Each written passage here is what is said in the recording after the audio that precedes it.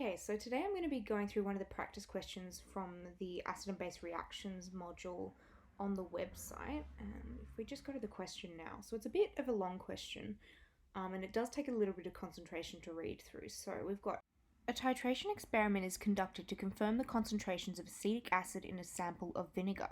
The student Bobby remembers diluting the vinegar by taking 20 milliliters and making up a volume of 250 milliliters to use in his titration.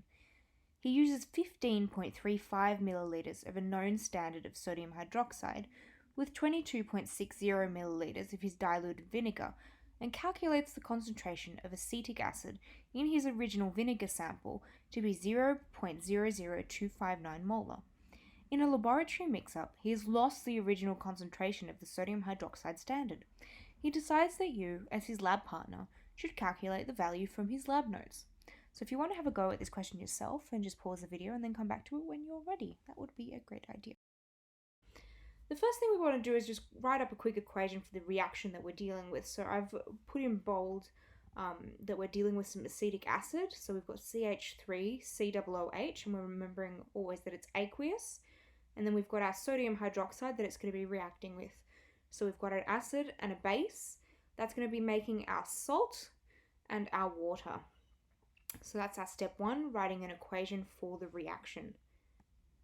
Okay, so step two in this whole process is to find the molar concentration of acetic acid in the diluted vinegar.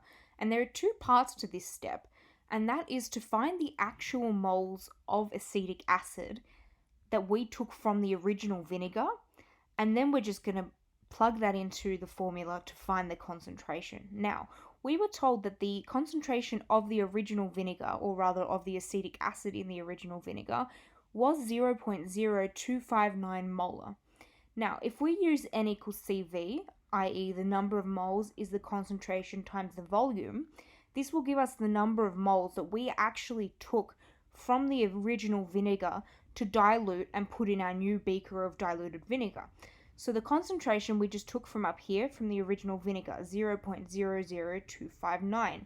And then we took 20 milliliters of that original vinegar.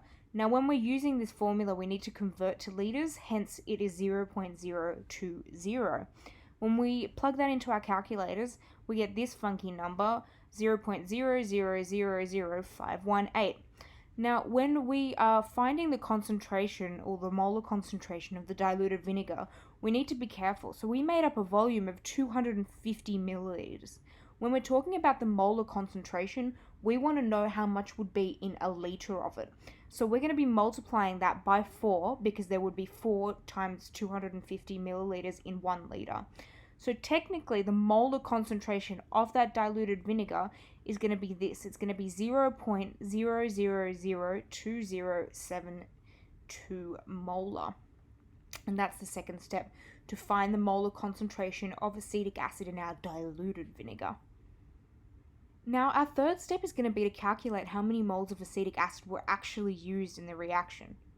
Since we've found the molar concentration of the diluted vinegar, we can now start to sort of look at our equation and figure it out from there. So, we used in the reaction 22.60 milliliters of diluted vinegar, okay?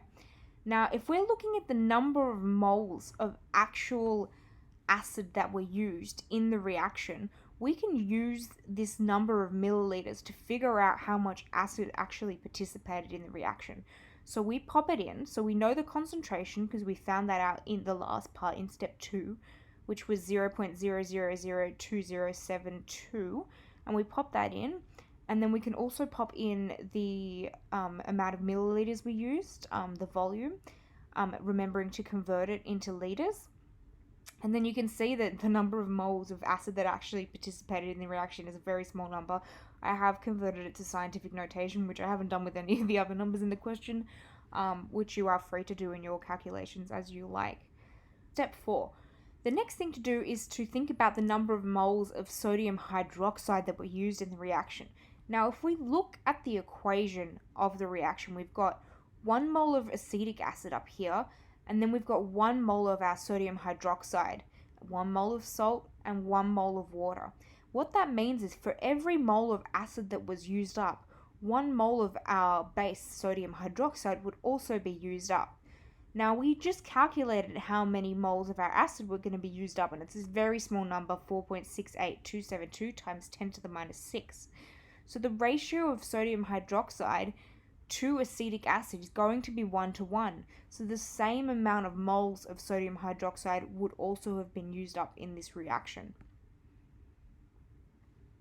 So now we can actually calculate the molarity of the sodium hydroxide standard, right? So we've got C equals N over V. It's just a manipulation of the prior formula that we've used. So the concentration is going to equal the number of moles that participated in the reaction. Now we know that because we just calculated in the step before. And then we've got our volume, which is from here. He uses 15.35 milliliters of a known standard, which we've converted to liters. And then we can just round it up in our scientific notation, and we've just calculated the molarity of the sodium hydroxide standard, 3.05 times 10 to the minus 4 moles. Now, moles per liter, that is. Now, this is obviously not a very strong standard. Would be far stronger when you're actually in the lab, but I think as an example of a question that you may see, it's a good example of a long process question and something that you really have to pick apart and might take you a bit of time. So, good luck!